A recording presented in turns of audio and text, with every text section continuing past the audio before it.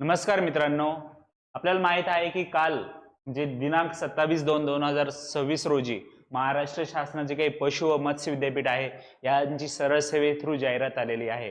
ही जी सरळ सेवेची जाहिरात आहे यामध्ये गट ब, गट क आणि गट ड या तिन्ही संवर्गातील पदे आहेत। तर चला मित्रांनो, आज आपण बघणार आहोत की जाहिरातीतील पदे किती आहे, त्यांची शैक्षणिक पात्रता काय आहे आणि त्या संवर्गातील कोणकोणत्या अटी आहेत। सर्वप्रथम आपल्याला माहित आहे की महाराष्ट्र शासनाचं जे काही पशुधन आहे त्या पशुधनासाठी जे काही विद्यापीठ असतं त्यांचं काही शैक्षणिक कार्य असतं ते ह्या विद्यापीठा थ्रू केले जातं। कोणतं? पशु व मत्स्य विज्ञान विद्यापीठ।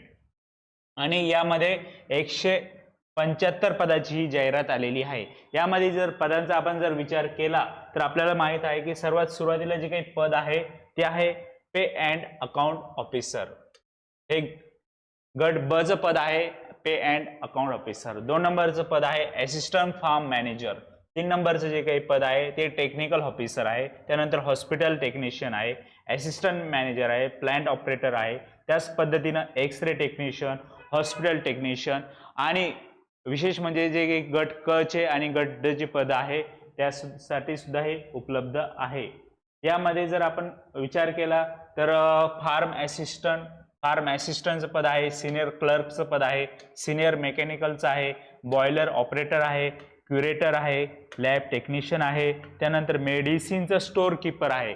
फार्मसीवाल्यांना सुद्धा इथे संधी उपलब्ध आहे। त्याच पद्धतीनं ड्रायव्हरचं सुद्धा पद आहे आणि ज्युनियर टेक्निशियन कोल्ड स्टोरेज याचं सुद्धा पद उपलब्ध इथे ह्या जाहिरातीमध्ये आहे। ड्रेसर आहे। त्याच पद्धतीनं सर्वांचा जो आवडता संवर्ग आहे आपल्याला माहित आहे क्लर्क आणि टायपिस्ट हे सुद्धा पद उपलब्ध आहे। त्याच पद्धतीने कनिष्ठ भांडारपाल पद हे सुद्धा पद उपलब्ध आहे। आणि जर आपण गट ड या संवर्गाचा जर विचार केला तर यामध्ये ज्युनियर टेक्निशियन कम वायरमन आणि पशुधन सहाय्यक ही पदे उपलब्ध आहे। तर चला मित्रांनो, आपण बघणार आहोत या पदांची शैक्षणिक अर्हता ही कोणकोणती पद आहे आणि त्याची शैक्षणिक अर्हता काय आहे।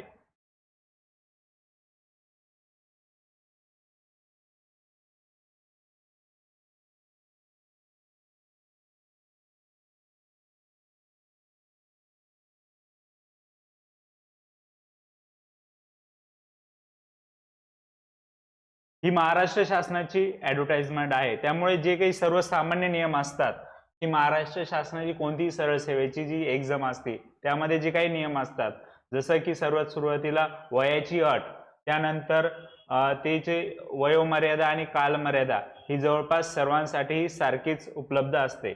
यामध्ये सर्वात महत्त्वाचा जो विषय राहतो तो म्हणजे आपण ह्या पदासाठी पात्र आहो का नाही। तर चला, तर सर्वात आपण बघणार आहोत की पे अँड अकाउंट ऑफिसर। तर मित्रांनो, जर आपलं बीकॉम झालेलं आहे, जर आपली बॅचलर डिग्री इन कॉमर्स आहे तर आपण ह्या पदासाठी इलिजिबल आहो। आणि हे खूप चांगलं पद आहे, म्हणजे जर तुम्हाला क्लास 2 चं पद आहे, हे क्लास 2 पद आहे आणि any BCom degree holder can apply for this post. Okay, त्यानंतरची जी काही पोस्ट आहे ती आहे असिस्टंट फार्म मॅनेजर।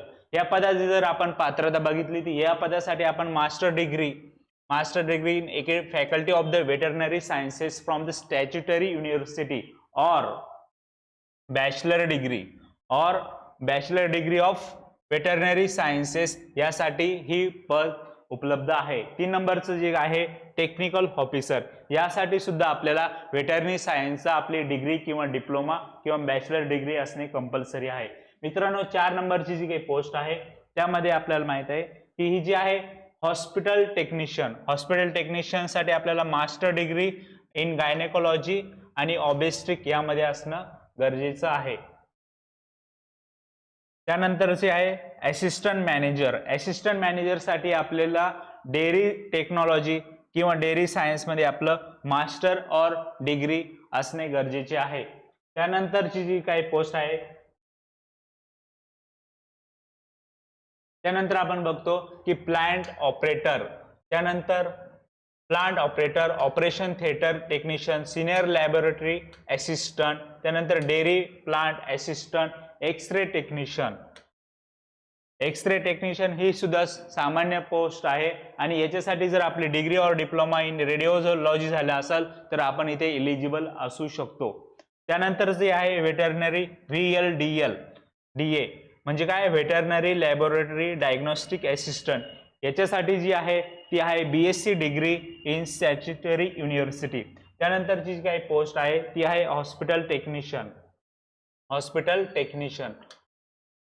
टेक्निशियन याच्यासाठी मित्रांनो ही जी काही पोस्ट आहे 12 नंबर 13 नंबर 14 नंबर 12 आणि 13 या दोन्ही पोस्टसाठी BSc नर्सिंग चे कॅन्डिडेट एलिजिबल आहे. म्हणजे जर आपल्याला BSc नर्सिंग झालेली आहे तर आपण या पोस्टसाठी अप्लाय करू शकतो.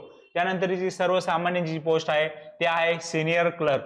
सिनियर क्लर्क साठी एनी डिग्री प्लस 30 मराठी आणि 40 इंग्लिश जर आपण पास आउट असो तर आपण इथे इलिजिबल आहोत. नंतरची जी पोस्ट आहे सिनियर मेकॅनिकल्स, त्यानंतर आहे याच्यासाठी आपल्याला ITIचा मेकॅनिकलचा ट्रेड असणे गरजेचे आहे. त्यानंतर आहे आपला बॉयलर ऑपरेटरसाठी आपण SSC और IBR certified boiler attendance ITI filter आणि 3 वर्षाचा अनुभव जर आपण असो तर आपण बॉयलर ऑपरेटर या पोस्टसाठी इलिजिबल आहे.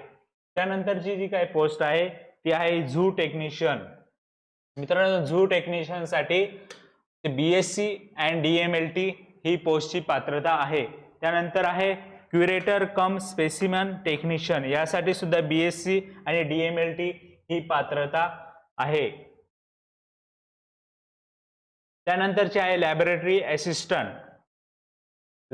असिस्टंट यासाठी BSc DMLT.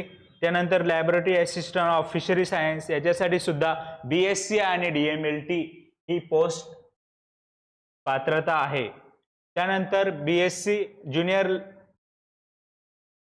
Junior library assistant यासाठी आपण जर लायब्ररी सायन्स ही डिग्री झालेली असेल तर आपण इथे एलिजिबल आहोत. त्यानंतर सर्वात महत्त्वाची जी काही पोस्ट आहे ती भांडारपाल, पण कशाशी संबंधित, मेडिसिनच्या संदर्भात. म्हणजे जर आपण diploma bachelor degree in pharmacy असाल तर आपण या पोस्टसाठी एलिजिबल आहोत. त्यानंतर आपण ड्रायव्हर ही जी आहे ही सुद्धा पोस्ट आहे ड्रायव्हरची. जर आपल्याकडे ड्रायव्हिंग लायसन्स जर असेल तर ड्रायव्हिंग लायसन्स असेल तर आपण इथे एलिजिबल आहोत. त्यानंतरची जी काही पोस्ट आहे ज्युनियर टेक्निशियल स्टोरेज SSC आणि ITI in mechanics he eligible criteria याच्यासाठी आहे. त्यानंतर आहे ग्रंथालय परिचर, ही सुद्धा SSB पास आणि डिप्लोमा इन लॅबोरेटरी सायन्स चे स्टुडंट इथे अप्लाय करू शकतात. त्यानंतर आहे लॅबोरेटरी अटेंडंट, त्यानंतर आहे प्रयोगशाळा परिचर, त्यानंतर आहे ट्रॅक्टर और द मशीन ऑपरेटर, त्यानंतर आहे ड्रेसर आणि सर्वात महत्त्वाचा आहे क्लर्क कम टायपिस्ट. मित्रांनो क्लर्क कम टायपिस्टचा जर विचार केला तर एनी डिग्री आणि प्लस 30-40 आपलं इंग्लिश आणि मराठी टायपिंग जर असेल तर आपण इथे नक्कीच फॉर्म भरायला पाहिजे. त्यानंतरची पोस्ट आहे कनिष्ठ भांडारपाल साठी सुद्धा क्रायटेरिया हा सेम आहे. त्यानंतरची पोस्ट आहे इलेक्ट्रिशियन साठी जर आपण विचार केला तर आपलं ITI आणि SSC समजा आपण 10वी पास आहोत आणि जर आपल्याकडे SSC ITIचं सर्टिफिकेट असेल तर आपण नक्की फॉर्म भरावं. त्यानंतरचं जी पोस्ट आहे ज्युनियर टेक्निशियन कम वायरमनची सुद्धा पोस्ट आहे मित्रांनो इथे. आणि वायरमन साठी काय पाहिजे आपल्याला SSC आणि ITIचा ट्रेड. त्यानंतरची जी काय आहे ती लाईव्ह स्टॉक असिस्टंट म्हणजे काय, पशुधन सहाय्यक साठी आपल्याला काय पाहिजे, लाईव्ह स्टॉकचा डिप्लोमा झालेला हवा. त्यानंतरची जी काही पोस्ट आहे मित्रांनो अशा पद्धतीनं हे 36 वेगवेगळे संवर्ग आहे आणि 36 संवर्गाची आपल्याला संधी आलेली आहे. खूप चांगली संधी उपलब्ध आहे. याच्यासाठी आपल्याला माहित आहे की हे जी पोस्ट आहे तक्ता तो दिलेला आहे, त्यामध्ये कोणत्या कॅटेगरीनुसार किती पोस्ट आहे याची सुद्धा डिटेल आपल्या PDF मध्ये टेलिग्राम चॅनलवर उपलब्ध आहे आपणास.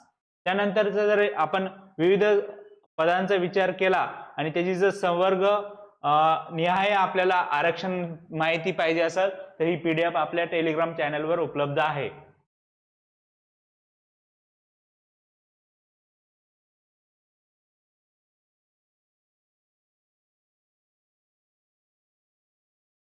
आता हा आहे सिलेबस, याच्यामध्ये सिलेबस सुद्धा दिलेला आहे. सिलेबस की कोणत्या पदाला कोणता सिलेबस आहे. जर आपण जर ह्याचा विचार केला की काही टेक्निकल पोस्ट आहे आणि काही नॉन टेक्निकल पोस्ट, तर नॉन टेक्निकल पोस्ट मध्ये आहे क्लर्क, स्टोअर कीपर आणि भांडारपाल. याच्यासाठी जो काही सिलेबस आहे तो जनरल आपला सिलेबस आहे, जसं की मराठी इंग्रजी, करंट अफेअर्स, इतिहास, भूगोल, सामान्य ज्ञान या पद्धतीचे प्रश्न विचारले जाणार आहे. आणि जे काही टेक्निकल पोस्ट आहे जसं की पे and account officer, dairy science वाला टेक्निशियन झालं, त्यानंतर एक्सरे टेक्निशियन झालं, त्यानंतर रुग्णवाहिका वगैरे, याच्याचे जे काय आहे ते सब्जेक्ट टू नॉलेज व्हेरीफाय आहे, ते वेगवेगळे आहे. यामध्ये जर आपण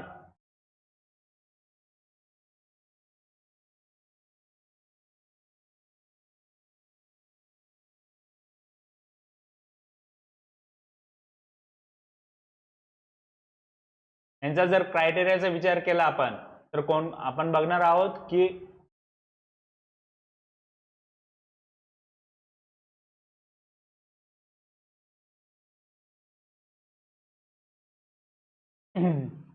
हे बघा मित्रांनो, इथे दिलेलं आहे पेज नंबर 18 वर.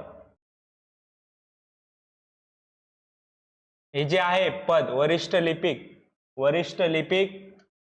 लिपिक आणि कनिष्ठ भांडारपाल यांच्यासाठी एकूण 100 प्रश्न असलेली प्रश्नपत्रिका आपल्याला असणार आहे. याच्यासाठी 200 गुण आहे आणि याच्यासाठी 120 मिनिट हा एवढा कालावधी आहे. आणि जर इतर पदांचा आपण जर विचार केला, इतर पदामध्ये आपल्याला माहिती आहे कोणकोणते येतात. पशुधन,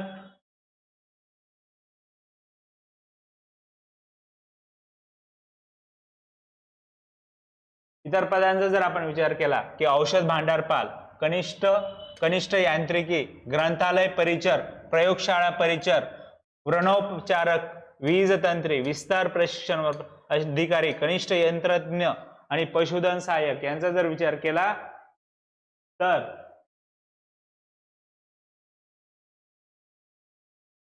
तर यामध्ये जे आहे की तांत्रिक अभ्यासक्रम, जो तांत्रिक अभ्यासक्रम आहे,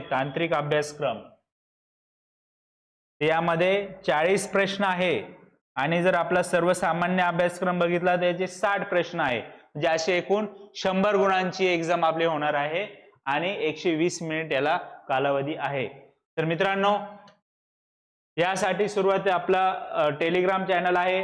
ही पीडीएफ आपल्याला उपलब्ध होणार आहे. पीडीएफ मधील डिटेल तुम्ही अभ्यास करा. तुम्हाला काही शंका असेल तर आमचा टेलिग्राम चॅनलवर आपला नंबर आहे, इथे कॉल करा. डायरेक्शन अकॅडमीची सरळ सेवेची बॅच सुद्धा चालू आहे. यामध्ये आपल्याला मराठी, इंग्रजी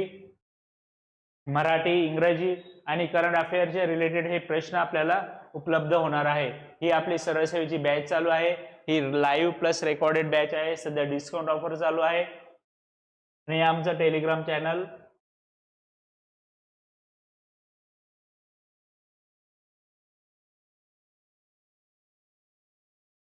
ओके. धन्यवाद.